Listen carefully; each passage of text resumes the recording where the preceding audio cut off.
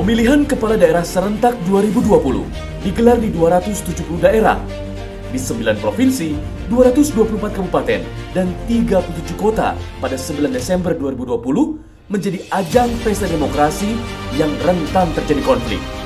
Beragam kasus tindak pidana pemilihan serentak kerap terjadi, dari mulai tahap pencalonan, tahap pemungutan suara, hingga tahap rekapitulasi suara.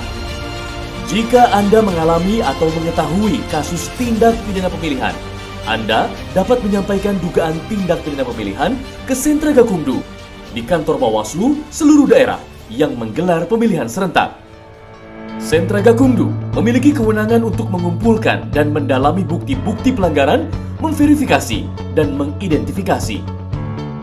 Sentra Gakumdu diatur dalam peraturan bersama antara Ketua Badan Pengawas Pemilu, Kepala Kepolisian RI, dan Jaksa Agung RI.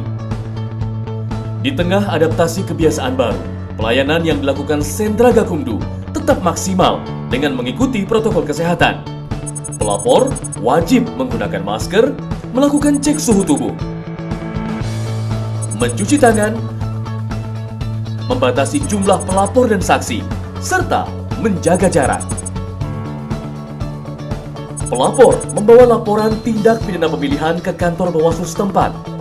Pengawas pemilihan menerima laporan atau temuan dugaan tindak pidana pemilihan. Penyidik dan jaksa yang tergabung dalam Sentra Gakumdu mendampingi petugas Bawaslu Provinsi atau petugas Bawaslu Kabupaten Kota. Pengawas pemilihan membuat laporan atau temuan dari pelapor. Pelapor diberikan surat tanda penerimaan laporan. Setelah laporan diterima, pengawas pemilihan bersama penyidik dan jaksa melakukan klarifikasi terhadap pelapor dan saksi yang hadir. Penyidik tindak pidana pemilihan melakukan penyelidikan setelah Bawaslu Provinsi, Bawaslu Kabupaten Kota mengeluarkan surat perintah tugas untuk melaksanakan penyelidikan. Pengawas pemilihan bersama penyidik dan jaksa melakukan pembahasan pertama, paling lama 1 kali 24 jam sejak laporan diterima oleh pengawas pemilihan. Pembahasan pertama dipimpin oleh Ketua Koordinator Sentra Gakumdu di setiap tingkatan Bawaslu, Provinsi, Kabupaten, Kota. Hasil pembahasan pertama dituangkan dalam berita acara pembahasan yang ditandatangani oleh pengawas pemilihan, penyidik, dan jaksa. Selanjutnya, pengawas pemilihan melakukan kajian pelanggaran pemilihan dengan mengundang pelapor, terlapor, saksi, dan atau ahli untuk dimintai keterangan yang dilakukan di bawah sumpah dan janji yang dituangkan dalam berita acara. Dalam proses kajian ini, penyidik tindak pidana pemilihan dan jaksa wajib melakukan pendampingan. Hasil dari proses kajian pelanggaran pemilihan oleh pengawas pemilihan berupa dokumen kajian laporan. Setelah melakukan penyelidikan, penyidik tindak pidana pemilihan membuat laporan hasil penyelidikan. Sentra Gakumdu melakukan pembahasan kedua, paling lambat 5 hari sejak laporan diterima pengawas pemilihan. Pembahasan kedua dipimpin oleh Ketua Koordinator Sentra Gakumdu untuk menentukan laporan atau temuan masuk dalam dugaan tindak pidana pemilihan atau tidak dengan didukung minimal 2 alat bukti. Pembahasan wajib dihadiri oleh pengawas pemilihan, penyidik, dan jaksa untuk membahas kajian pengawas pemilihan dan laporan hasil penyelidikan.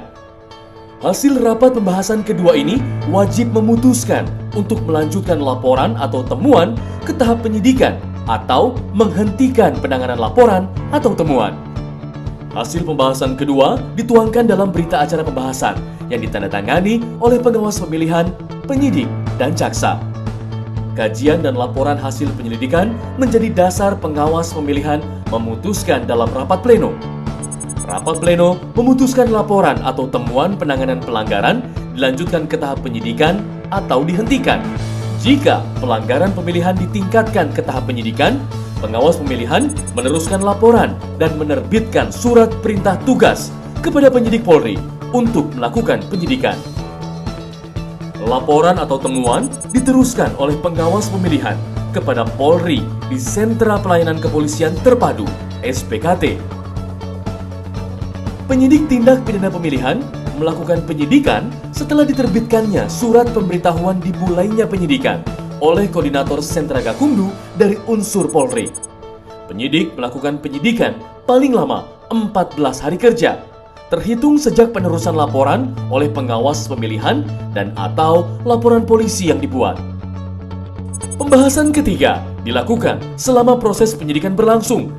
Pembahasan ketiga dapat menghasilkan kesimpulan berupa penyerahan berkas perkara kepada penuntut umum. Dituangkan dalam berita acara yang ditandatangani oleh pengawas pemilihan, penyidik, dan jaksa. Penyidik menyampaikan hasil penyidikan disertai berkas perkara kepada penuntut umum paling lama 14 hari kerja, terhitung sejak penerusan laporan oleh pengawas pemilihan dan atau saat laporan polisi dibuat.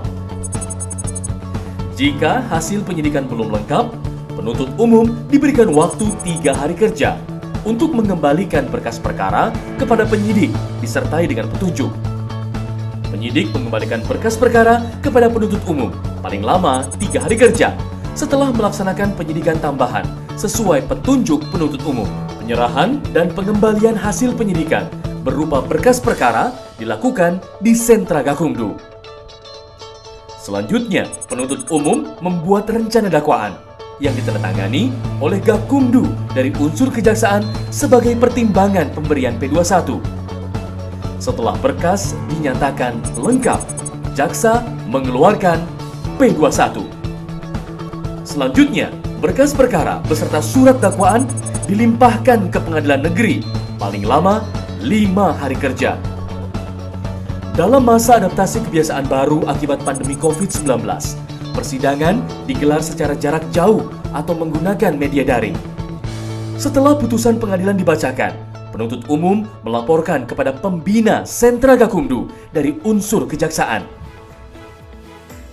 Sentra Gakumdu melakukan pembahasan paling lama 1 kali 24 jam setelah putusan pengadilan dibacakan untuk menentukan upaya hukum menindaklanjuti putusan pengadilan. Penuntut umum mengajukan banding dan memori banding paling lama 3 hari setelah pembacaan putusan. Sentra Gakumdu berkomitmen menyelesaikan penanganan perkara tindak pidana pemilihan dengan penegakan hukum yang jujur dan adil, serta menjamin sepenuhnya penerapan prinsip demokrasi.